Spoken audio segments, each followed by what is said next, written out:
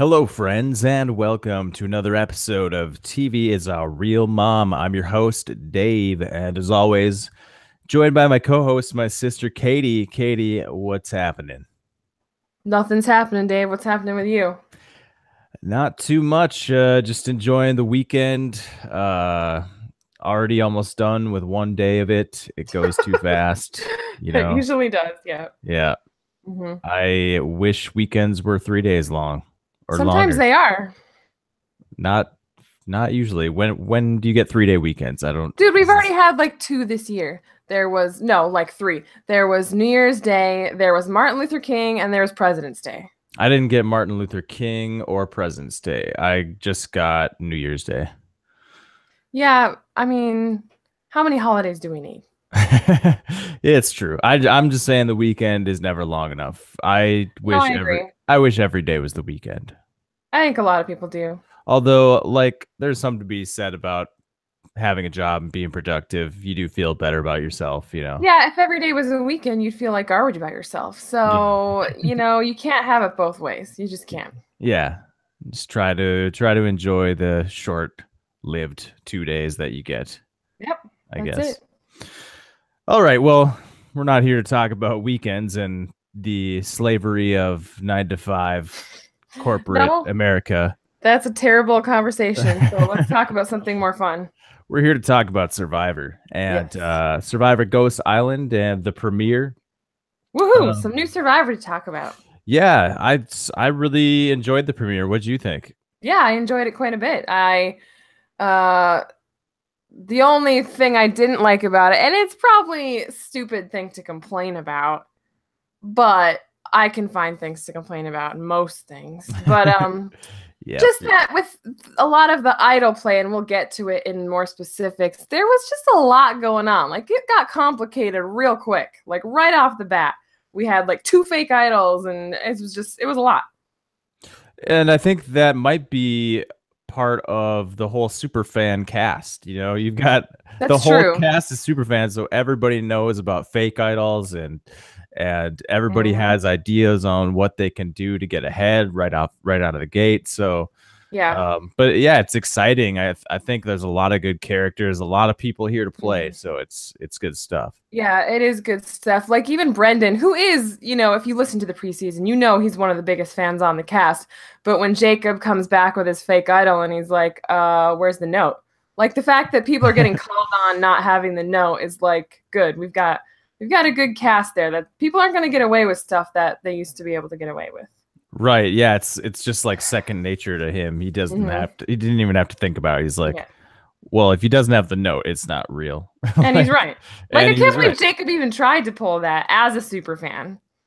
I Well, left the note there. I heard it's something about the split vote scenario where what is it exactly? Like he's thinking if he well, I guess that doesn't excuse the no note thing. That has Nothing nothing to do with excuses that. it. Yeah. Yeah. No, but he's saying like let's talk a little bit about the move of like coming out front and saying, "Here's my immunity idol. I'm going to play it." Um, that move in itself is kind of stupid, but it kind of made sense when he explained he was thinking the split vote. If they're splitting votes, he kind of wants them to know that I'm definitely going to play this. So hmm don't waste your time splitting votes. You might as well just vote for someone else. So that made sense to me. But yeah, there is no excuse for the no note thing. I think you should have gone the whole Kelly Wentworth, Keith Nail route and told them that you get a chance to play a game, but he didn't get a chance, even though he did. He could lie about that and just have the fake idol in his pocket. People see a bulge. These super fans will notice a bulge and they'll be like, shit, it looks like he has an idol. And then they might split the votes. But if you come right out and you're like, look, guys, this is what happened. Oh, but I left the note. I mean, they're not gonna buy it, and they didn't. Right. But even in that case, if they do split the votes, he's screwed anyways because then they'll go vote a second time and vote him out. Yeah, But that's so I fair. get what he's saying there, but there isn't anything he can do about the no note thing either because he doesn't have a note. So So that was just high risk, high reward situation. He was willing to roll the dice. Maybe since he was like such a big super fan, maybe he didn't realize that there were so many other like the other super fans aren't as obviously fans. You know what I mean? Just from looking at them. You know what I'm saying? So maybe he just didn't give them enough credit for being able to pick up on that. Yeah, I mean, I don't think you look at Stephanie and necessarily assume she's a super fan, Or Brendan. or Brendan especially. So, Yeah. yeah, I'm not liking our winner picks out of the gate. It's looking bad. Yeah, pretty bad. I But mean, Brendan's like playing a good game, but he doesn't have that foundation of a story going. Like he's just sort of. oh yeah, your winner pick is Brendan. I think that's a good pick. I don't like mine. Well, yeah, yours are worse. Yeah. um, Um yeah, Brendan is not a bad pick in theory, but the problem is there's no story of he has no character build. Like there's yeah, he had a couple confessionals. but no character. Yeah, There's but no character. let me say, just because someone doesn't have a confessional or a story in episode 1, I don't think that rules them out. I really don't. No, I feel don't. like they gotta set them like they have to be set up. They have to be humanized, and that's something I want to talk about. Is the like 4 or 5 people that are super humanized in this episode that I think are gonna go. But I honestly think that maybe a couple of those guys go early, and they're driving the story early on, and that's why they're focused on. You know what I mean? Sarah Lucina did not emerge as a player until like after the swap, almost close to the merge of Game Changers. I'd be curious though if in episode 1 she had some kind of like short confessional that set her up as a character. Like, I'm here to play Survivor this time because I want to do what Tony did. I want to be the bad cop, and then I'm a cat, but I'm gonna play like a criminal. Yeah, that's a really good impression, actually.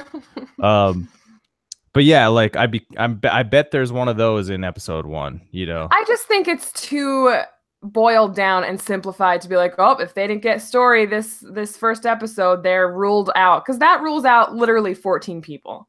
Right, and like as we always talk about, you know, I hope that that's true. Like I hope that the editors are trying to trick us all the time, and maybe I hope so too. And but last year, last season, I said that and I was wrong. It was pretty on the nose, yeah. And I'm just like, I don't follow the Edgic thing, but I'm kind of like buying it. There really is something to that Edgic stuff where like the people that get built up and focused on from a character standpoint early on, there's no way they're not going far to the game, you know? Yeah, but I really think there's some interesting people that we have yet to hear from, like Bradley. I think we're going to hear a lot from Bradley.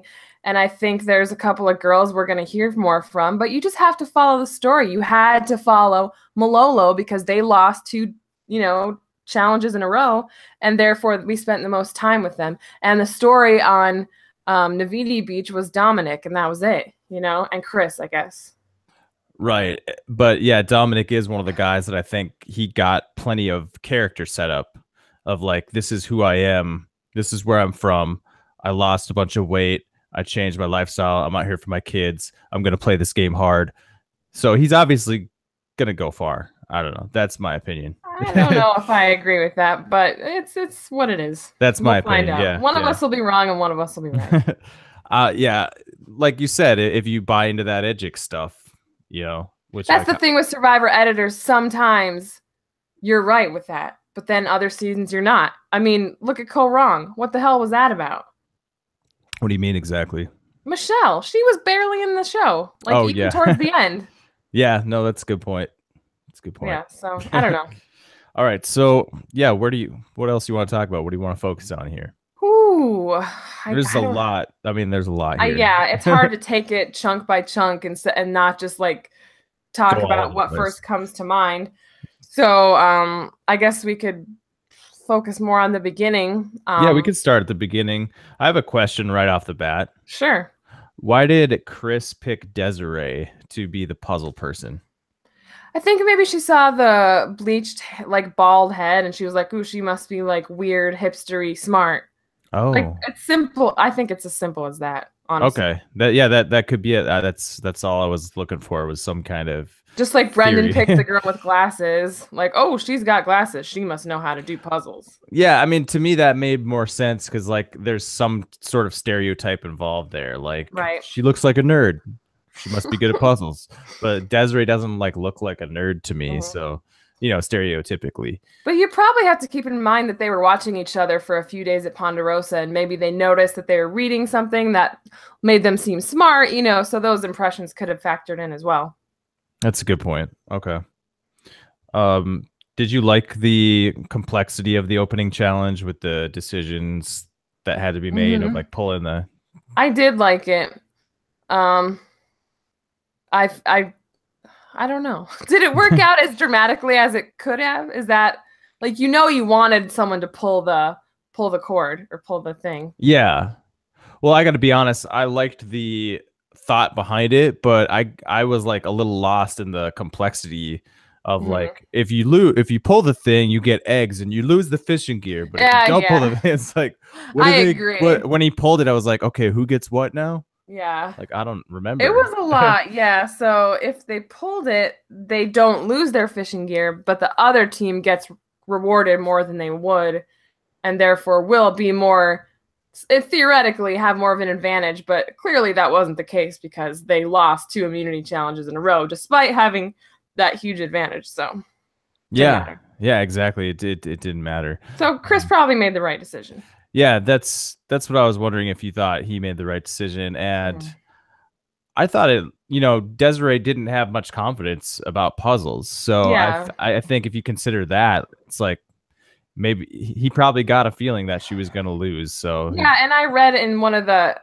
because a lot of the press was there for this challenge. They saw it like firsthand, and they said that it was more apparent in person that what's her name? Laurel was ahead of Desiree. So. Oh, okay. Yeah, that makes sense. What did you think about Dom calling out like, oh, I would have done it different? Like, what purpose does it serve? It serves no purpose other than to put a target on you, which it did. Yeah. There's no purpose. But he's a truth teller. It doesn't matter in Survivor. If you're a truth teller, you need to bottle it up. Yeah, I guess that just plays into the character that he wants to be. Like, you almost got to wonder if he's thinking long term, like, if I want to get asked back to play a second time, I got to swing for the fences. So he's like, right out the gate, he's just going to be a big character. And that's the style of game he's going to play, which is awesome. Because you always going to have at least one of those guys that's just like balls to the wall, True. So I'm excited about him. I like Dom. Yeah, I think he made some questionable decisions, but maybe if we talk through them, I'll understand them a little better. But I don't like that first decision. That was dumb, and I stand by that.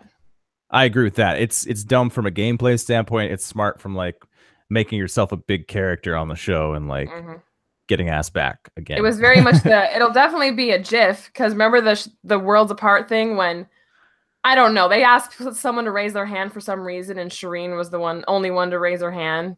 So now maybe it'll be Dom raising his hand. Or it'll just be a GIF with the text at the bottom that says, I'm a truth teller, Jeff. Whatever. If it replaces something from Worlds Apart, the fewer reminders we have of Worlds Apart, the better. Yes, I agree with that. Yeah. So what are some of these bad decisions that Dom made throughout the 2 episodes that you were Well, it was more in the second half, or the second episode, I guess. I don't know. He seemed to feel that he was on the outs, and I don't think we got enough about why that was. But in the second episode, the whole idol thing, he found an idol, which is good, obviously. But then he tells Chris, I don't have an idol. But then he goes back and gets a fake idol and says, never mind, I do have an idol. Like, he should have just done one or the other, because Chris is suspicious of him. Yeah, I don't like this move either, especially because I don't understand like what the difference is between showing him the real idol, because you've already exposed that you have an idol. Yeah. So why do you need to make a fake one? I'm confused by that. I don't understand. Yeah, because Chris knows that was a legitimate note. Yeah, the note's legit, so he obviously found an idol, so why do you even need a fake idol? So maybe if Chris, to build trust with him, he says, here, I'll give you an idol, and it's not real.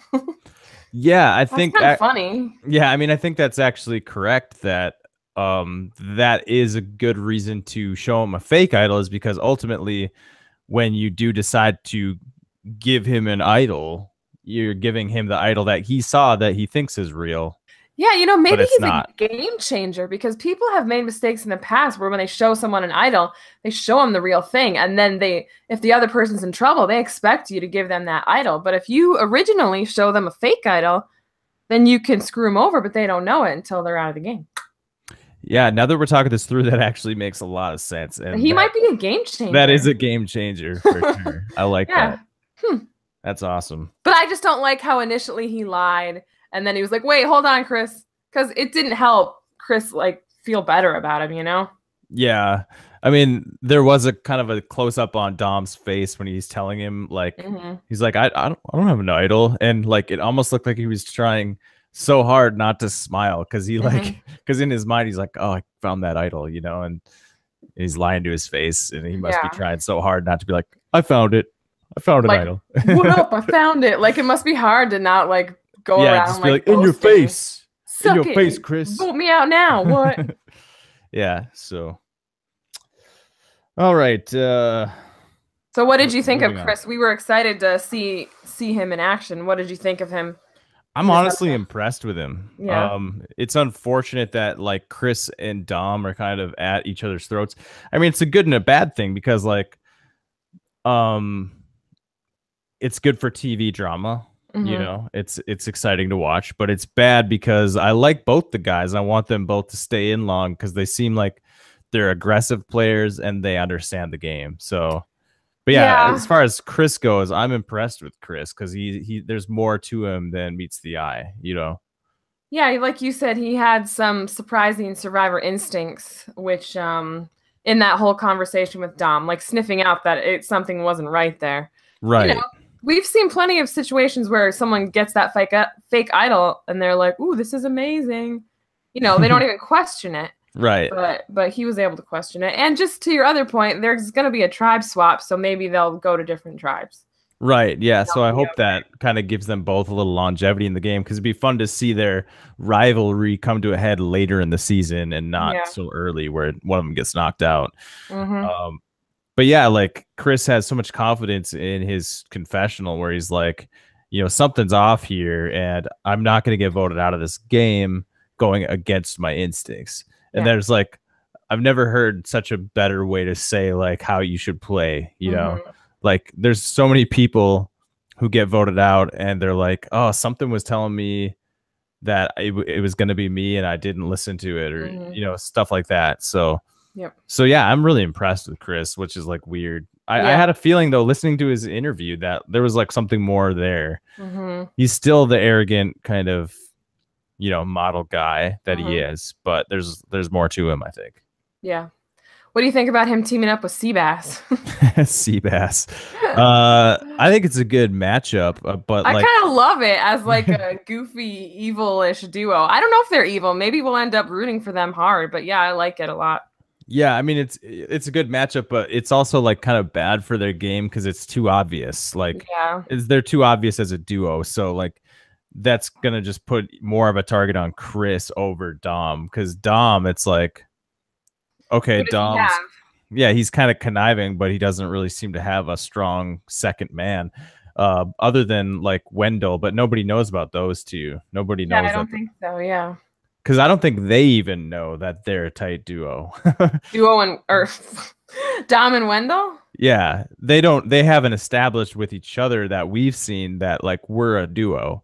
They just I would bet that they have. We just haven't seen it. Yeah. But they just like each other and that's going to come into play down the line, I think, that because they wouldn't show Wendell sticking up for Dom. Yeah. If it wasn't a thing, I don't think so. And I think Wendell, he's not someone we saw a lot from, but I still think he could very well be, an end game factor. So yeah, I think everyone choosing him as the winner pick was pretty spot on. Based on this episode, he was one of the 5 or 6 people who got like a background setup, a character setup, a long-term story. Yeah. Basically, I'm looking at the people they humanize in some way where they get a confessional and we get to hear who they are outside of the game. If we don't hear who you are outside of the game and why you're playing, like you're probably not going to win. I'm sorry. All right. We'll That's come back to that at the end of the season. yeah, that's my theory. Like just Okay. now, but Okay. we'll see. Yeah. Hmm. So yeah, Wendell's one of the guys. Dominic is one of the guys, and we'll get to some other ones here Okay. as we go along. Um, It's a bummer that these tribes have to shake up so fast because we didn't get to see really Navidi at all interact. There was just those little things with Chris and Dom and Chris and Sebastian and some random stuff. But yeah, we didn't get to see them as a tribe hardly at all. yeah, there's like 7 other people, 6 or There was Bradley, was Purple Bradley, Chelsea, and Angela. Nothing. nothing. Yeah, and like we said about our winner picks, we have the dual winner pick in Chelsea, and I still have hope for Chelsea. she is the most non-existent character in the whole episode. Definitely barely saw her face. Yeah. So it's like to me, there's no chance in hell she wins. Okay. To me, she's a Jessica Desi from last season. Okay. Middle of the road, easy vote. Picking a girl, after this first episode, I would have switched, put a couple of people. I was surprised by a few people. So like Desiree and Morgan, I think, had a little bit of screen time, and Stephanie Johnson, we completely underestimated her. Oh yeah, I think everyone did. I think she is like one of the stars of the episode from a strategy and gameplay perspective. Yeah. So, yeah, do we want to focus on episode 1 here and just like quickly knock out? Sure. Whatever you want to do. Quickly knock out. What did you think of Ghost Island? It was neat. I wish we could have seen more of it because they said there's all these different like areas, like different shrines or whatever. So I think that's cool. I like that, you don't always get to play. So that limits the number of advantages right off the bat. Like you're not just going to get an advantage because you go there. I thought it was an interesting choice for the first one to be the legacy advantage because, that was like a year ago. It was like so. Yeah. Let's dig deep into the history a little bit. Exactly. But you know what else? I thought that, but then upon reflection, I was like, it is established in the 2 seasons the legacy advantage has been a thing, that it's an episode 1 thing. You know what I mean? Like someone gets it on the first episode and then they have it and you just forget about it for a few weeks. So maybe that's why they did that one first. And everybody was really, focused on game changers. So maybe that was a way to like wet their whistle. But when Morgan got the legacy advantage, she was like, oh my god, it has Sierra's name on it. And I'm like, bitch, it also has Sarah's name on it. She's the winner. Like, why are you so excited about Sierra? She just, I guess she related more to Sierra than Sarah. I mean, is it a cursed artifact if the winner got it and then used it and then won? Like, didn't Sarah reverse the curse? That's a really good point. I didn't think of that. like Sarah, but it wasn't Sarah's to begin with. Sarah, it depends on how you look at it. Because it ultimately was Sierra's advantage, and so she's the one who was cursed by it. So Sarah could have gone home if she did not play that at advantage getting. That's a good point. But I see the perspective they're going for there. It's like Sarah's like an agent of chaos in that whole thing, and Sierra is the one that's cursed by the advantage. So yeah, I get it. So yeah, like Jacob, is it a coincidence that Jacob is the one that ends up going to Ghost Island? I mean, he's like the biggest super fan of super fans on the show, and he happens to be the first one to go. Well, I think is that just the Survivor gods, or is that pushed somehow by production? I think the other tribe knew how weak he was, and they didn't want him to get voted out because they wanted to keep the tribe weak. That's all it was. That makes a lot of sense, but like I also noticed like the reason Jacob spoke up in that moment was because Jeff called on him specifically. Like he didn't call on anyone else. He's like, Jacob, what do you think, Jacob? Jacob. And give me something. Yeah, but he probably didn't expect Jacob to give such a weird answer. Like, or did he? They know these characters, man. They know these people. Hey, are we really going to get into the whole rigging thing again? Because I thought we were done with that, leaving that alone. You're right. I I just can't help but wonder. It's like, man, it's too perfect. Well, the producer guy in the last episode of First One Out, which I couldn't even finish because what the hell? You mean Um, what was the last episode about? it was Was that after the premiere, and oh, so so he did that interviewed have the first one out. okay, yeah. Yeah, I didn't listen to that one. Was it bad? Oh God, something goes awry in his mind at the end, and I just stopped listening to it because it's Whose bizarre. mind? Jacob's? No, Josh Wigler's. What goes awry? Tell me. He like created this play where he like Ghost Island comes alive and all these survivor ghosts are like judging him and dancing in front of him and taunting him. It's like he's in survivor hell basically. And he has like people doing voices, like you hear coach is like the judge or whatever, and I just couldn't finish it. I was like, this is so weird, and I might finish it, but it's So you weren't feeling that? It wasn't I enjoyable. wasn't. Okay. I if something doesn't have a point, like, well, I know it's like fun, but I was not in the mood for it that day. Anyway, What do you hate fun, Catie? I don't hate fun. I just thought it was weird. It was weird. Yeah. No, that's funny. But no, what was I saying? The producer said that they wanted Jacob would have been the perfect person to go, but he was like, there's no way Jacob will happen to be the first one there. And it just worked out that way. Yeah, okay, so that brings me to my next question on that topic. Like Jacob claims that this was all part of his master plan. No. Okay. I don't think so either. It's like, come on, like no, that's crap. I believe that he's well aware that Ghost Island is about to come into play. But I don't think he would have spoken up unless, like I said, Jeff called on him specifically. He's like, Jacob, what do you think? And then in that moment, he's just responding, and it just so happened. I don't think he planned to draw attention to himself at all. Right? No. I mean, come on. I don't think. I mean, it's easy to claim after the fact, yep, that's what I wanted. I wanted to go to Ghost Island. Like, you don't even know what Ghost Island is at this point. So. Right. Yeah. I don't buy it either. I don't buy it. Okay. But it is cool that he was the one who was able to go, because probably no one would appreciate it more. Right. Okay. So what's there to say about Gonzalez's exit? Anything to say there? Good first boot, right? I mean, classic first boot, yeah. And a good choice for, like, I didn't see much potential there for Gonzalez as a character. I saw some probability for trouble with her, so that's probably why they got rid of her. Like, not trouble like she's trouble, but like she's not gonna go easy along with votes and things, so people probably didn't want to deal with that. Well, that was, even in episode 1, we're getting Stephanie Johnson. She's the one who's really pushing that, what you just said. Like, Gonzalez is a strong player. She's not going to go along with whatever we say. I think she says, Donathan, he can be nurtured. So do you believe that's true? Do you think Donathan can be manipulated and nurtured? I don't know. I think we have yet to see that. I don't know for sure. I do want to say that I think Donathan was the first person to float Gonzalez's name out there.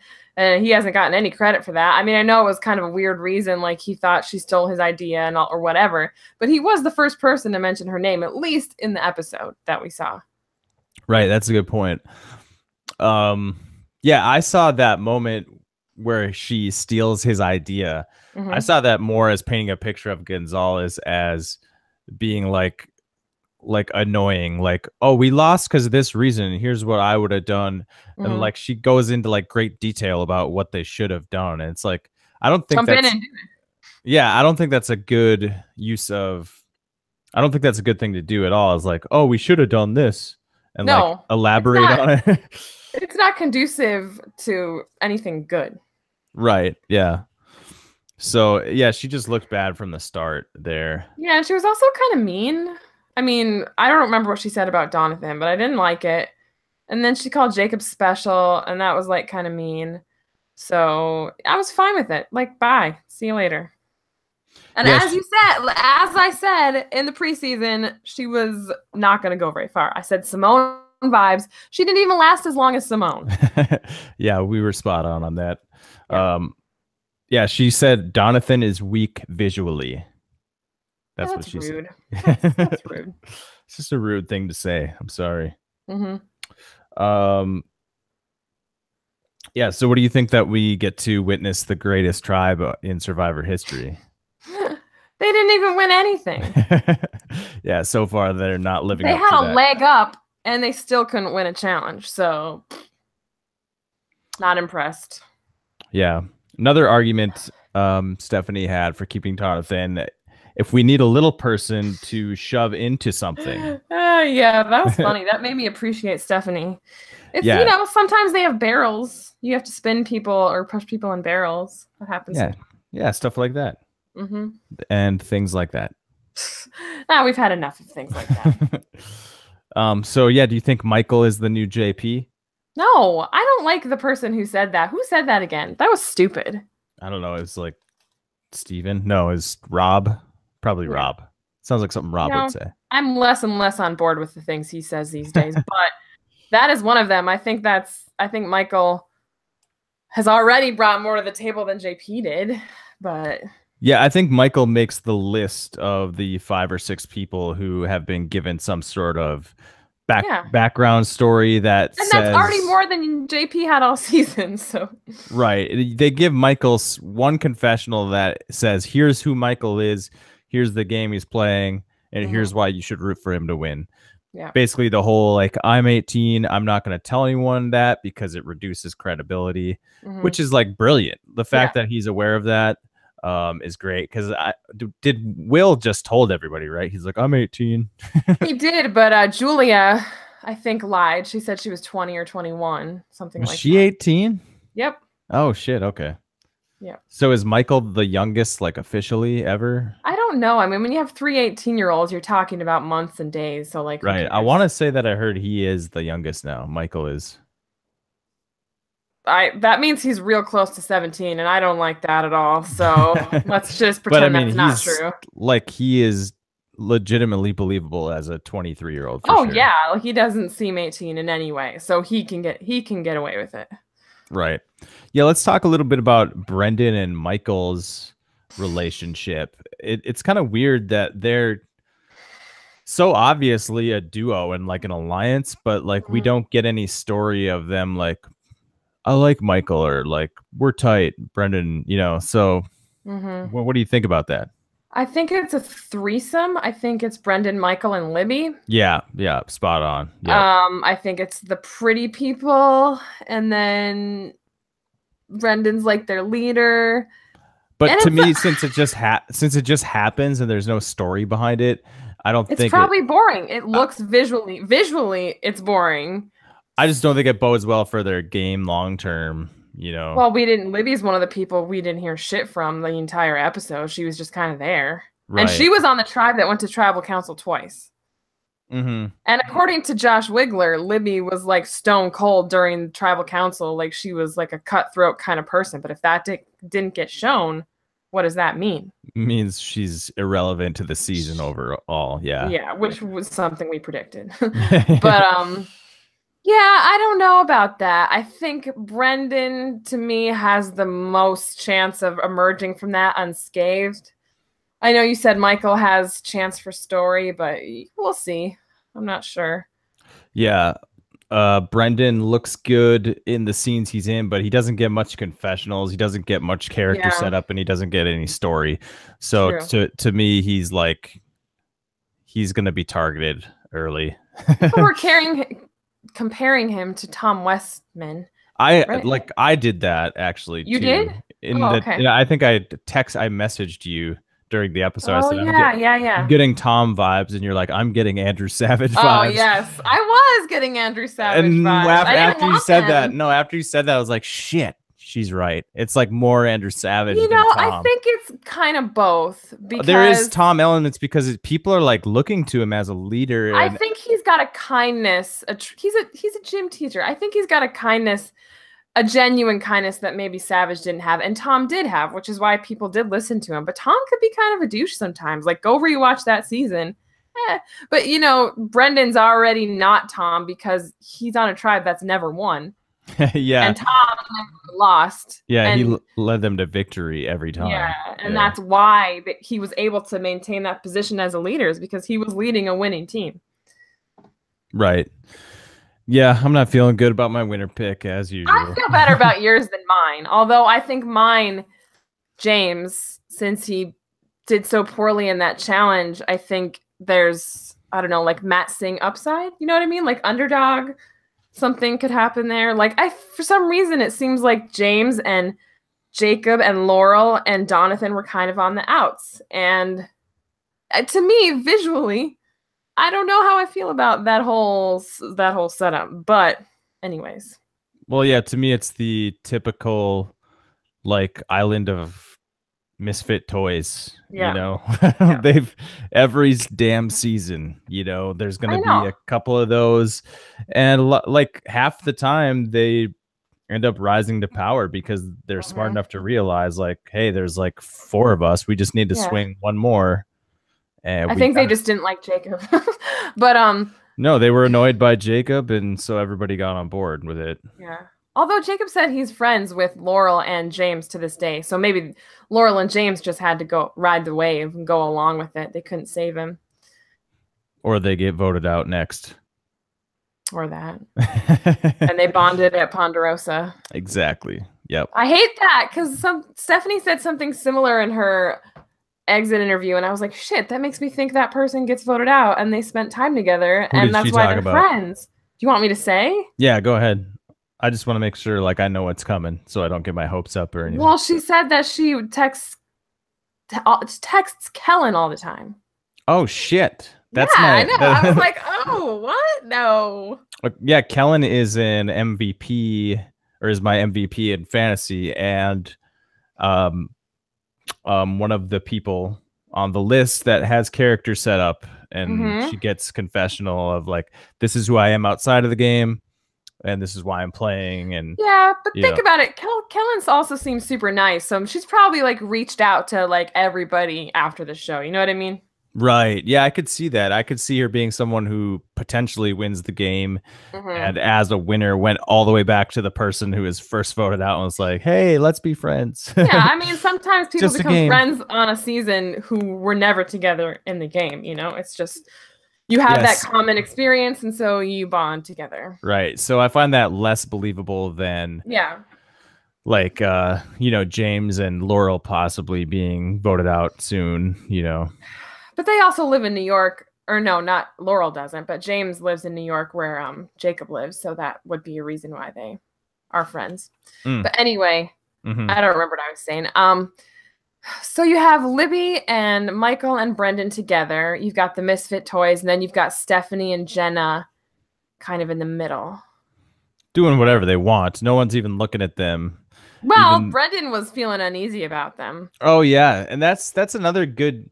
See, we don't get much from Brendan in confessionals, which I like. That's what confuses me about where he stands as a character in the season, because they don't use him in confessionals. They use him talking to other people. He's probably boring in confessionals. Yeah, maybe, because like his instincts are totally right there. He's like, so there's one of two things going on here. They're pulling the double cross on Jacob, or they're pulling the double cross on us. And like, he's totally right, because Stephanie is definitely considering that. So yeah, Brendan is like definitely a savvy player. Yeah. No, I like him. I want him to break away from Michael, and at least one of them. Like, I need that trio to be broken up. I don't like that trio together for some reason. So I see Michael and Brendan bonding pretty hard. Yeah, maybe they'll be like Tom and Ian, because literally I think Michael is close in age to the age of Brendan's son. Like, that could be his son. Yeah, that's kind of crazy. Yeah. So for sure. But anyways.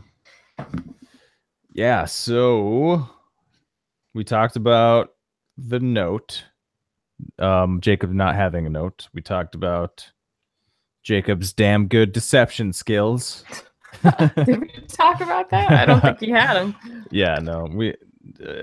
What do you want to talk about Jacob more and what happened there? Or? I think it's been covered. I think it's been covered pretty clearly. Jacob Yeah. got the dodo at it for sure. Yeah. He was getting dodo music all over the place, and Immediately. yeah, yeah. Started first episode one. What did you think of his like looking for the idol in the rice? Did you like that or No. no? I don't. I don't mind it. I don't mind it. It's a good thought. Uh, yeah, I guess. It's a good thought. He just didn't find it. If he would have found it, you'd be like, oh my god, brilliant. I know, but they have so little rice, and he could have like spilled it. Yeah, I don't know. it was risky for Just sure. bugs me. Yeah. Could have become the next Jatia. Mm-hmm. Um, man. So let's talk a little bit about Stephanie Johnson. Mm-hmm. Um, pretty amazing gameplay. She's like the next Black Widow. Like Yeah. if you don't give if you don't call Parvati the Black Widow, I think Stephanie Johnson should like retain not retain take over that title Yeah, I think that's fair. because like her skills of like I don't want to call it seduction, but that's like kind of what it's like. It's like seducing Jacob into like divulging all this information, and she He divulged everything. everything, and it was like surgery, man. Like Yeah. it was precise. She's like, Mm-hmm. I know that he's a super fan, so here's what he needs to hear to tell me Mm-hmm. everything. Yep. And she did it perfectly and flirted with him, the Beauty and the Yep. Beast stuff. Mm-hmm. It was friggin' amazing. So Stephanie Johnson, amazing player Yep. so far, but doesn't have that character build like everyone else we've mentioned. So Yeah, but I think she'll be around for a while, and we'll get something because she has a story that I think would be that will come out. yeah, I wouldn't rule her out as a potential winner, but Mm-hmm. I would put my money on her being targeted as a threat. Like Stephanie's playing a really good game, you know, that sort of thing. Yeah. So Yeah, I think I'm a little concerned as well. yeah, but like out of the gate, awesome gameplay by her. Definitely. So what else we got here? Did you like Dom's move to confront Chris about let's see. Well, like, you know, he knows they're gunning for each other, so Mm-hmm. he sort of heads it off. Um, it's okay. I don't know if anything you say to someone who wants you gone is ever going to like sway them or ever come off as anything other than like suspicious, you know? I don't know. I mean, it was worth a shot, I guess. Yeah, I don't think it's a terrible idea to sort of try to head it off because I don't think he has any intention of honoring anything he says to Chris. I don't think either of them do. Yeah. Right. It's just sort of like let's try it and see if like something comes out of this. Let's just like call it out and see if maybe we can mend the bridges or whatever. Yeah, he's trying, you know, for some reason. That's what I mean. Like they didn't really show us why Dom felt like he was on the outside. Like we know he felt that way, but they didn't really show anyone saying, other than Chris, anything bad about Dom. So it was like, where is this coming from? Is he just neurotic and crazy like Tony, or was there some basis to it? Right. Don't know. Yeah, I don't know. So let's talk about your winner pick, James. Oh my god. Yeah. So I feel James, I feel so bad. Yeah, I feel bad about your winner pick only because of that scene. I mean, like you can't fail that miserably in a challenge and not have everyone like lose respect for you for the rest of the game, I feel like. But it might make people underestimate him now in the future. But I mean, like I don't think he can ever prove them wrong if he obviously doesn't have the cojones, or maybe is he just that bad of a swimmer? Maybe he's like a track star, like he's a college athlete, but I think it was completely mental. Like he couldn't make himself, like he was terrified, and he just doesn't swim. Yeah. That's what I'm saying. Like I agree with you. I think it's more mental than it is like has anything to do with swimming. Right. And to me means like it's gonna happen again in another challenge. Like he's gonna suck in challenges because he's gonna. Well, they won't put him on the swim. They will not put him in the water. No, that'll never happen again. But like at some point, if he wants to win, he's gonna be in an individual immunity challenge in the water. Yeah, you're right. You're right. So, like. Yeah, maybe it's something he'll overcome, you know? I think he can do it. He's just afraid. He's got to face his fears. That's a good point. You can't rule out the possibility that he is able to overcome this I mean, mental Donathan block. did. He was like, I couldn't even think, he didn't even bother trying at first because he didn't think he was capable of it. So, maybe James will just have to, maybe he'll be inspired by Donathan. Maybe. Yeah, so let's talk about that Donathan scene. I Hmm. was actually like really surprised that's how it actually turned out. Like it That Donathan went down. yeah, like it became that Cerie moment, but it It was like did. way more legitimate. Like Hmm. Cerie's was so fake and forced. Get across the balance beam. And then Donathan's was also like started out being so forced and fake, Hmm. but like he legitimately was able to get in the water and actually accomplish this. Like I Yeah. was kind of blown away by that. Yeah, I thought it was amazing. For a second, I thought maybe they'll even come back and win it, but I knew, that was ridiculous to think that was possible. But yeah, I was like so scared when he put his hand on the thing to release the buoys. I was like, oh God, he didn't get it on the first try, and I was thought he was going to go back up, but he got it. And he said afterwards, he's like, I need to have more faith in my swimming abilities because I know I practiced that and all this sort of stuff. So Right. Yeah, I mean, yeah, like I said at first, mhm. you're doubting it and it seems so cheesy when everyone's like You you can can do do it, it. Donovan. Believe in yourself. I believe in you. And I'm like, Yeah. that's bullshit. That's Disney shit. It's perfectly set up for a gym teacher, though. I mean, that's what he does probably every day. He's probably like encourages his students to like do it. I believe in you. It's one of the girls said that. Like, I Okay. believe in you. I can't remember who said that. But yeah, I'm sure Brendan, yeah, was cheering him on too. Not saying Yeah. he wasn't, but yeah, unbelievable that he actually like it actually worked. Like he's like, Hmm. "Oh, you believe in me? I believe in me." And like he Yeah. did it. Like it's awesome. Yeah, he's sweet. I was so worried about him in that first hour, and he looked worried at tribal council. Like he looked terrified. And I was like, they're not gonna do Jonathan like this. They are not gonna make him the first one out. I was so concerned, but oh, thank goodness it went the way it did. Right. And then when they sent him to Ghost Island, I was also very happy because I thought even though he did that, they might still send his ass home. Yeah, no, I thought he was potentially going home after that, magic moment Yeah. anyways. Yeah. I think do you think that the other tribe like wanted to reward him and they were like, let's save him? Um, I am. I think that could be part of it, but I'm more of the belief that they, regardless of his performance in that moment, they see him as weak overall. They're like, okay, yeah, he was able to pull it off, Hmm. but I still think he's weak. Like, I still Hmm. think we're keeping the team weak by making them keep him. You know, Right. I don't think it. You know, not fair. It's not fair, No. but they believed that he was still weak. I don't know. That's Yeah. my thought. That's why they saved him. I don't know. Yeah, Could be wrong. I feel like we got through the danger part with Donathan. I think now he might be around for a while.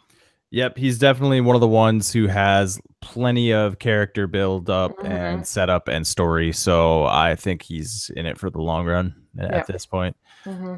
Whether that's sixth place or winner, I don't Yeah. know.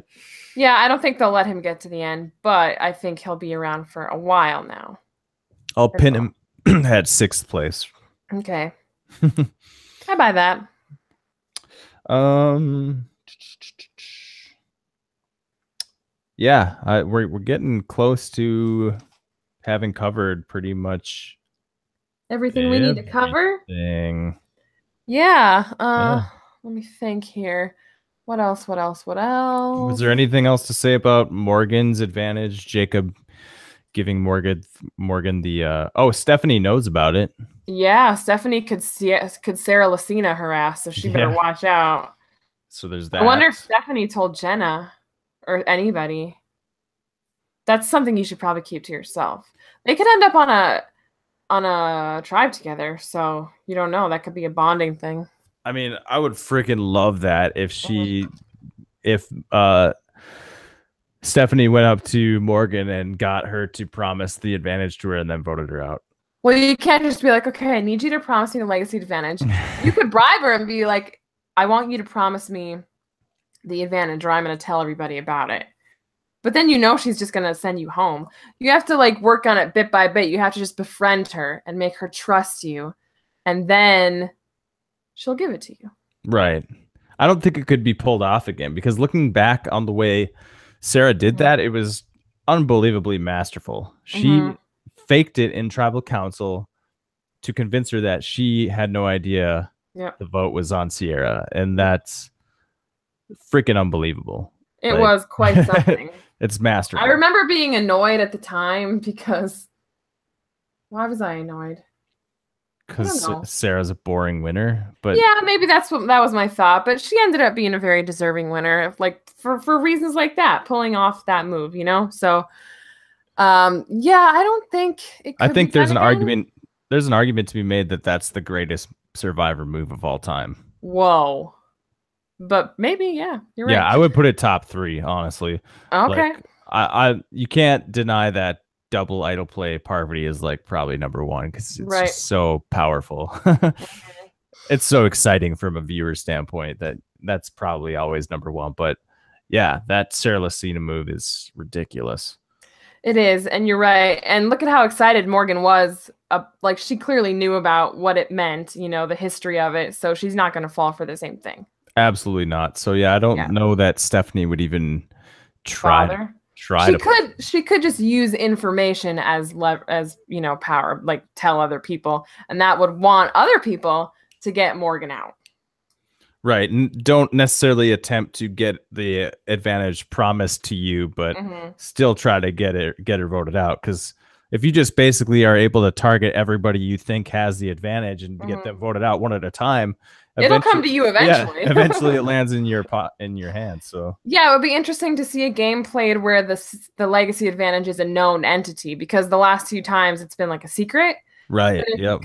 But if people know about it, you're like, okay, who got the legacy? Who has it? You'd be able to figure it out. Right. Okay.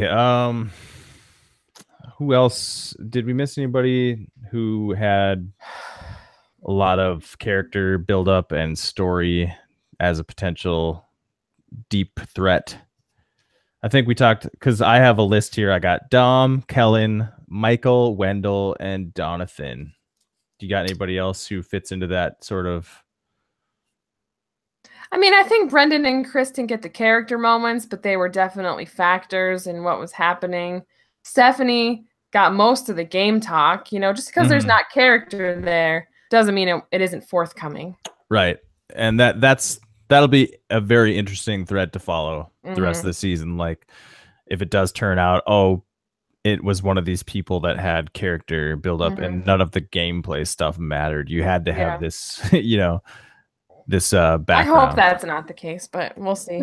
Either way, we'll see. Yeah. As we say every episode of the podcast, we'll see. We'll find out. Yes, we will. Such an astute thing to say. We will literally see with our eyes eventually what happens. As long as we keep watching, which who knows if we will keep watching. I don't know. Why would we not keep watching? I can't help it. I'll always come back to Survivor. Yeah. There's times I've never been done as Survivor as I was last December, but here I am. Yeah, and it's a cool season, man. Like the whole Ghost Island thing it's a great time to do something like this to really just freshen things up. Switch it up, freshen things up. I think like I said in the preseason, this is going to be a watermark or a benchmark season. So you got some really good characters here, man. I hope it pays off. Me too. All right, so do we want to get into what do we do? MVPs again? MVP of the episode, and then predictions for who goes home next week. Right. So MVP for the episode. Stephanie. Yeah, I totally agree with that. You could say Donathan for his performance, I guess. Yeah, like I would say we both agree that Stephanie should get it based on like strategy gameplay. And then I think we can both agree that Donathan deserves it for like overcoming. Feel good. Yeah. And overcoming some strong odds. Like he was on the block both times, and through luck or whatever, who knows, he's still there. So and now I think, like you said, he's past the dangerous part and he's on his way to go far now. I hope so. Yep. I think he'll get in with some people and he'll just become a loyal soldier. And it remains to be seen what kind of strategy the kid has. So far, he's just a feel-good story, but hopefully he has some strategy to go along with that. I just kind of thought, though, like, I'm a little concerned that if he wants to do anything cutthroat, like, no one's going to let him, because they've kind of put him in this box of, like, he's the precious little... They shoved him in the box. Yeah, they literally put the small guy in a box, Uh-huh. and they're not going to let him do anything cutthroat and reward him for it. They're going to be like, you're better than that, Jonathan. I don't know. I don't know that you've got some cutthroat people. If he's willing to do something that you don't have to do, they'll probably let him do it. Yeah, I just don't think they'll reward him for it. I think they'll shame him. That's fair. He'll probably get the motherly, Yeah. What happens to mothers that do that? Oh, exactly. You went against your motherness, so you don't deserve to win. Which like going back to last season, I'm like, when I think about it, I'm like really disappointed that Chrissy didn't win, because like it was a whole bunch of garbage. She would have been the perfect one to finally break that whole thing, because she did deserve it, just as much as Ben. Like we talked about, man. Like, do you value treasure hunting or? Yes, they all value treasure hunting. They all value treasure hunting. Yeah. That's what HHH was. And yeah, I know I said we were being negative about it, but like, as I'm talking about it now, I still feel that way, that it's kind of ridiculous that they rewarded treasure hunting so much, Yeah. Yeah. Anyways, I don't want to get into that. Let's not go too far down that hole. Yeah. I have a feeling, though, it's going to come up. The other thing, I kind of thought that since these people apparently were made aware of the fire-making twist at the beginning of the season, I thought they might show that, but I guess maybe that'd be kind of weird to show them being told about that. Yeah, I don't think the show wants to do anything like that. That shows that it's too meta, or it's too like... Well, with Game Changers, they ended up explaining the tie thing, and that never even happened. Right. Yeah, that is weird. I know. I don't know. I got nothing for you. Okay. Just go back to camp. Yeah. Got nothing for you. All right. Who's going predictions. Home? Yeah. Okay, this is just based on the sneak peek that they have up on the CBS All Access. That the person the Navidi tribe looks completely shaken up by the news that there's a swap. Like, Kellen looks like she's about to cry. Angela too. That's why I'm gonna go with Angela, because she got some attention, and now she wasn't even in the first episode, so I think I'm gonna go with Angela. Angela was literally crying. She was. Like, they probably thought they were gonna have this good thing going for a while longer, but no. Yeah, and in that preview too, you do have Brendan obviously finds something. Yeah. Because he's like reading a note. He's obviously reading a note. And there's somebody there with him too, and I can't. And also, they completely spoil that Morgan goes to Ghost Island, right? She's at Ghost Island. I don't... She says something about it. Or no, they cut a confessional of her into it, but it doesn't necessarily show that she's at Ghost Island. I feel like she's at Ghost Island. They imply that she is, but there's nothing in the background that shows Ghost Island in that confessional. For some reason, I was like, well, Morgan's going to Ghost Island. No, I know what you're saying, but I don't think that's necessarily true. All right, if you say so. But if she goes to Ghost Island, I'm going to be like, haha. Yeah, well, it's definitely possible. Yeah. And yeah, you're right. Someone is with Brendan when he finds whatever he finds. Yeah, I should watch that again. And it's a guy. I'm pretty sure it was a guy. It's probably Michael. Do you think they're going to 3 tribes or 2? I don't think it was Michael. I think it was, like, my gut says Sebastian was with him. So they end up in a tribe together. But anyway, do you think they're going to go down to 3 tribes? Yes. Yeah, I think so too. Yeah. Okay, so Angela's a good pick to go home. What do you think?